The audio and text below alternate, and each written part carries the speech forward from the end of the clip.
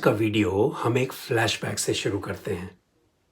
आपको पता है आज से 100 साल पहले यानी कि 1920 में महात्मा गांधी ने अंग्रेजों का बैंड बजा दिया था। कैसे और क्यों? अरे भाई, डे टू डे बेसिस पर उनके जुल्म और ज्यादतियां बहुत बढ़ती जा रही थी। तो गांधी जी ने बोला, ना ना ना ना ना ना ना ना भाई, ये तो नहीं चलेगा। This is not acceptable. अंग्रेजों ने अपनी आदत अनुसार उनकी बात को इग्नोर कर दिया। तो गांधी जी बोले, मतलब तुम हमारी बात नहीं सुनोगे हैं? तुम्हें लगता है कि हम मजाक कर रहे हैं?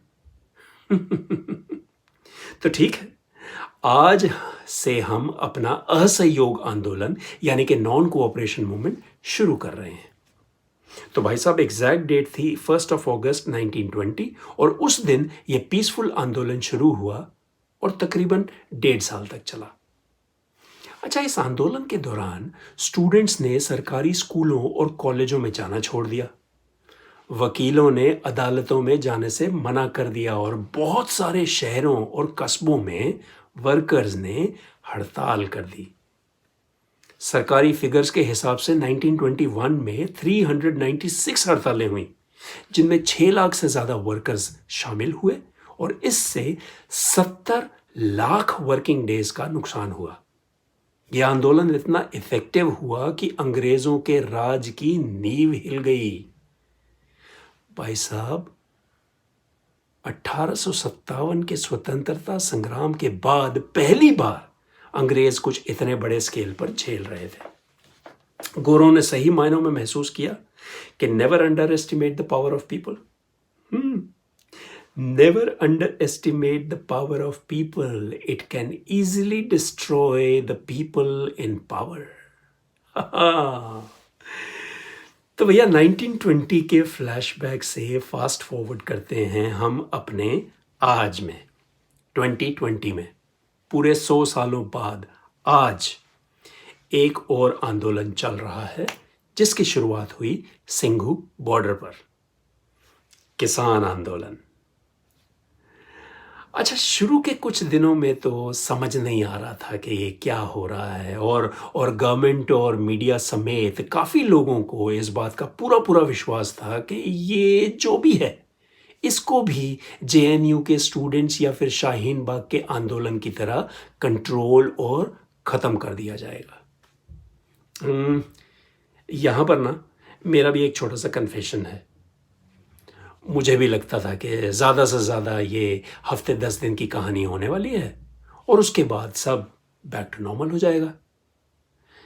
किसानों को मार के या डरा के या फिर बेइज्जत और बदनाम करके भगा दिया जाएगा। अब देखो, इतना तो समझ आ रहा था कि किसान ये लॉज नहीं चाहते और दूसरी ओर गवर्नमेंट की एग्जीक्यूशन स्ट्रैटेजी में भी फ्लॉज साफ साफ नजर आ रहे थे। पर फिर भी बहुत ज्यादा कॉन्फिडेंस नहीं आ रहा था अपने किसान भाइयों पे।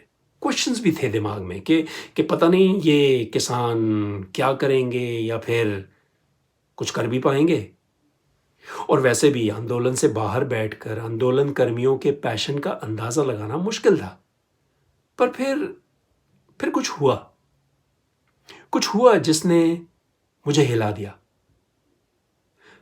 कुछ तस्वीरें सामने आई जब अपने ही देशवासियों पर अपने ही देश में वाटर कैनन्स और टीयर गैस का इस्तेमाल किया गया और जब अपने ही बड़े बुजुर्गों पर लाठियां बरसाई गईं, तो मुझे बहुत तकलीफ हुई।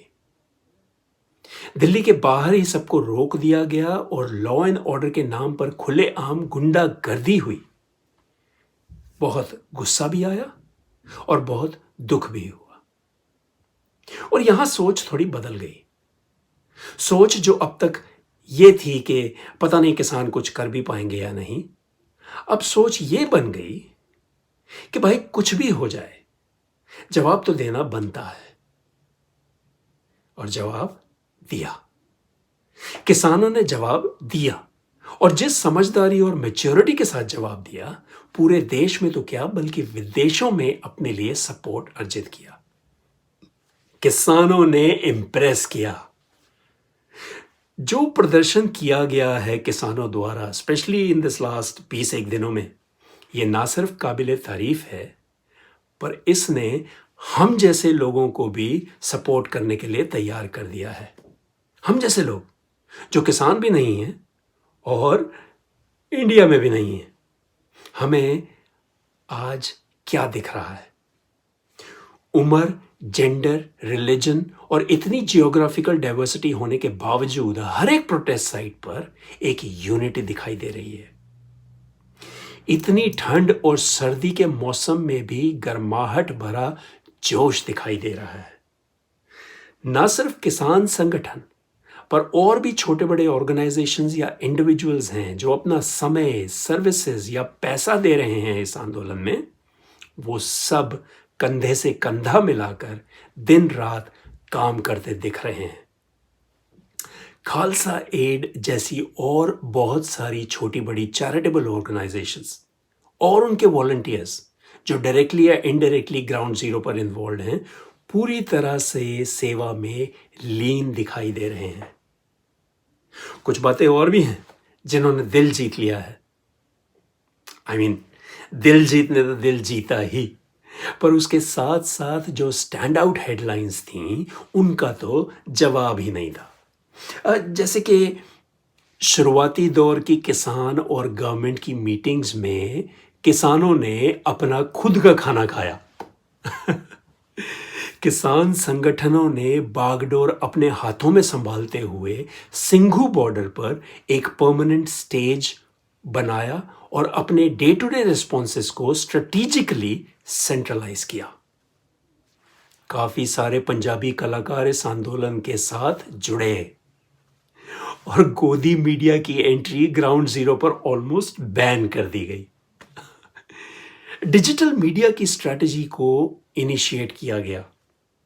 यहां मैं ये बताना चाहता हूं कि किसान एकता मोर्चा को फेसबुक, ट्विटर, इंस्टाग्राम, यूट्यूब और स्नैपचैट पर अवेलेबल किया गया है और ग्राउंड जीरो से एक्चुअल अपडेट्स देते हुए मोर्चा की टीम ने आंदोलन के अगेंस्ट होने वाले प्रोपेगेंडा को काउंटर करने के लिए पूरी तैयारी कर ली है।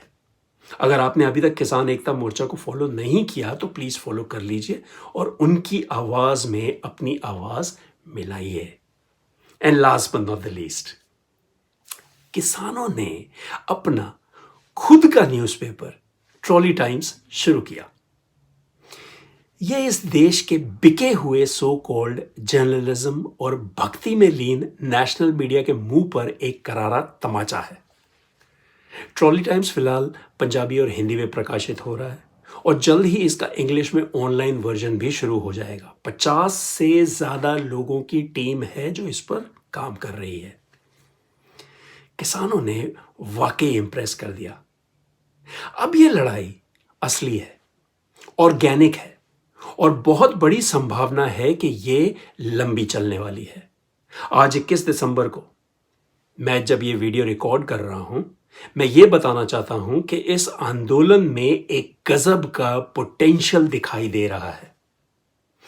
ना सिर्फ पंजाब और हरियाणा के किसानों को साथ जोड़ रहा है यह आंदोलन, बल्कि पूरे इंडिया के किसान इसके साथ जुड़ सकते हैं और जुड़ भी रहे हैं। इस आंदोलन को एक वाइड स्प्रेड इंटरनेशनल सपोर्ट मिल रहा है। पूरी दुनिया की नजरें इंडिया और इंडिया की इस नॉन लिबरल डेमोक्रेटिक लीडरशिप पर है। यह आंदोलन जो इतिहास के पन्नों में अपनी जगह बनाएगा और सबसे बड़ा आंदोलन कहलाने वाला है, पूरी दुनिया पर अपनी एक छाप छोड़ने का पोटेंशियल रखता है। एक ऐसा आंदोलन जहां पहली बार ऐसा हो रहा है कि लीडरों को कोई स्टेज नहीं मिल रहा। नेता बेचारे परेशान घूम रहे हैं। उनकी अपनी बनाई गई पॉलिटिक्स की मंडी में उनका अपना भाव घिर चुका है। और एक पॉजिटिव बात यह है कि उनके मन गढ़ंत प्रोपेगेंडा को समझने और इग्नोर करने वालों की गिनती बढ़ रही है। यह आंदोलन बहुत और लोगों की आंखें खोलने का पोटेंशियल रखता है। यह आंदोलन पूरी दुनिया भर के पीड़ित और प्रताड़ित लोगों को अपनी अपनी सो कॉल्ड डेमोक्रेटिक लीडरशिप के खिलाफ आवाज उठाना सिखा सकता है। बहुत मायनों में बहुत खास है यह आंदोलन। पर कुछ चेतावनियां भी हैं जिन्हें नजरअंदाज करना बहुत बड़ी गलती साबित हो सकती है। इन चेतावनियों की भूमिका बांधने के लिए एक बार फिर से जरा वापस चलते हैं हम अपने असहयोग आंदोलन के फ्लैशबैक में हैं। तो फरवरी 1922 का टाइम था और आंदोलन को शुरू हुए तकरीबन 1.5 साल हो चुका था। एक दिन न जाने एक किसानों के ग्रुप को क्या सूझा, भाइयों ने गोरखपुर जिले के चौरी चौरा पुरवा में एक पुलिस स्टेशन पर अटैक कर दिया और उसमें आग लगा दी। बस फिर क्या था। हिंसा की इस घटना के बाद गांधी जी ने आंदोलन को तुरंत वापस ले लिया। एक ही झटके में खत्म हो गया सब।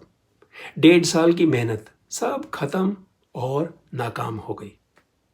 अंग्रेज तो बहुत खुश हो गए, उन्हें भी तो यही चाहिए था। एक्चुअली देखा जाए तो इस बात में एक छोटा सा मैसेज है और चेतावनी भी है। देखो, गवर्नमेंट हमारी लॉज रिपील करने के मूड में तो दिखती नहीं, क्योंकि अगर उन्होंने ऐसा किया तो उनकी मुश्किलें बहुत बढ़ जाएंगी। सीए का क्या होगा? अरे लोग तो ये भी बोलना शुरू कर देंगे कि 370 भी वापस लो। पूरे देश के लिए बहुत बुरा एग्जाम्पल सेट हो जाएगा, है ना? तो ऐसे तो कल को कोई भी खड़ा हो जाएगा गवर्नमेंट के खिलाफ। नेशनल तो क्या, इंटरनेशनल लेवल पे लीडरशिप पर क्वेश्चंस उठने शुरू हो जाएंगे। दूसरी ओर यह भी याद रहे कि ये एक मास्टर स्ट्रोक खेलने वाली गवर्नमेंट है। बाय हुक और बाय क्रुक ये वो सब हासिल करना जानती है जो भी इसे चाहिए होता है। ये रहा लिंक हमारी एक प्लेलिस्ट का, जिसमें हमने ये बताया कि ये हमारी गवर्नमेंट काम कैसे करती है। देख लो जरा इसको भी। तो भैया 100 की सीधी बात, इतनी आसानी से हार मानने वाली नहीं है हमारी ये गवर्नमेंट। इसलिए फिलहाल मुझे एक हल्की सी चिंता है, और वो चिंता ये है कि किसी भी किस्म की वायलेंस को प्लांट किया जा सकता है ग्राउंड जीरो पर। इस आंदोलन को सैबोटेज करने की पूरी कोशिश की जा सकती है। आने वाले दिनों में ऑपोजिशन के नेताओं की इंटरफेरेंस और क्रेडिट हाईजैकिंग जरूरत से ज्यादा बढ़ सकती है। खरीद फरोख्त शुरू हो सकती है और फूट डालने की भरपूर कोशिश हो सकती है। सीधा जो किसान वर्सेस स्टेट का केस है, इसको नए और कंफ्यूजिंग आयाम दिए जा सकते हैं, जो कि दिए भी जा रहे हैं। बहुत जल्द सरकार अपने पूरे यंत्र और तंत्र यूज करेगी इस आंदोलन को डिरेल करने के लिए। और पिछले 5-6 सालों में हमने ये भी देखा है कि ये लोग किस हद तक जा सकते हैं। आंदोलन के जितने भी कर्ता धर्ता हैं, उनकी यूनिटी बहुत ज़रूरी है और गवर्नमेंट पूरी कोशिश करेगी इस यूनिटी को तोड़ने की। याद रहे, ये एक ऑर्गेनिक आंदोलन है। ऑर्गेनिक इवेंट्स को सिर्फ डायरेक्शन देने की ज़रूरत होती है। अगर कोई भी इसको कंट्रोल करने की कोशिश करेगा ये सोच के कि मैं इस आंदोलन को चलाना चाहता हूं, तो दैट्स इट। वहीं से आपकी गेम और आपकी सोच गवर्नमेंट जैसी हो जाएगी। और अगर आपको लगता है कि आप इस गवर्नमेंट को उनकी गेम में हरा सकते हो, तो ये आपकी बहुत बड़ी गलतफहमी है। ये लोग आपको ऐसी जगह जाके मारेंगे जहां पानी भी नहीं नसीब होगा। ध्यान रहे, ये एक कंट्रोल फ्रीक गवर्नमेंट है और भगवान की दया से हमारा आंदोलन ऑर्गेनिक है। जब तक हमारे आंदोलन की प्योरिटी बरकरार रहेगी, ये लोग डरे और घबराए रहेंगे।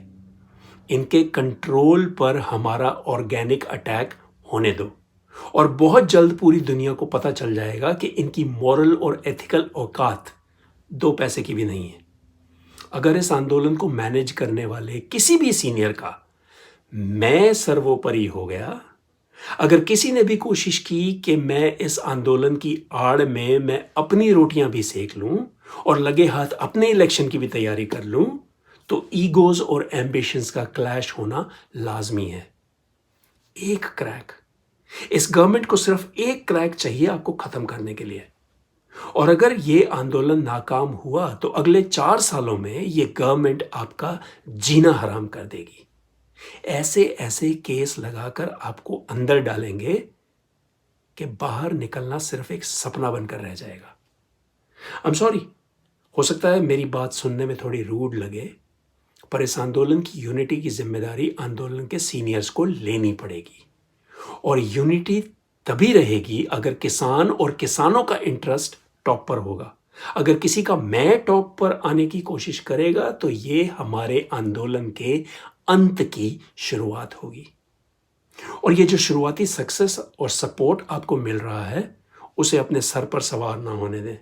संयम, धैर्य और पूरी ईमानदारी के साथ अपनी जिम्मेदारी निभाएं। जिस समझदारी और अक्लमंदी के साथ अब तक आपने इस मोर्चे को संभाला है, आगे भी हम आपसे इसी समझदारी की उम्मीद करते हैं।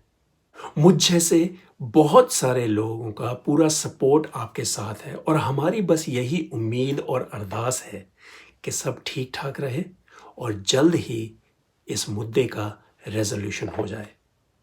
इस मोर्चे पर लामबंद मेरे सारे भाइयों और बहनों को ढेर सारा प्यार और शहीद हुए भाइयों को हार्दिक श्रद्धांजलि। किसान एकता जिंदाबाद। कमेंट्स में बताइए कि आपको क्या ठीक या क्या गलत लगता है इस आंदोलन के बारे में, और कोशिश कीजिएगा कि सभ्य भाषा का ही उपयोग किया जाए। और बेझिझक बताइए अगर आपको लगता है कि मोदी गवर्नमेंट जो कर रही है वो बिल्कुल ठीक है, या फिर ये भी बताइए कि अब दोनों पार्टियां और क्या कर सकती हैं कि इस सिचुएशन को डिफ्यूज़ किया जा सके। तो आइए बात करें।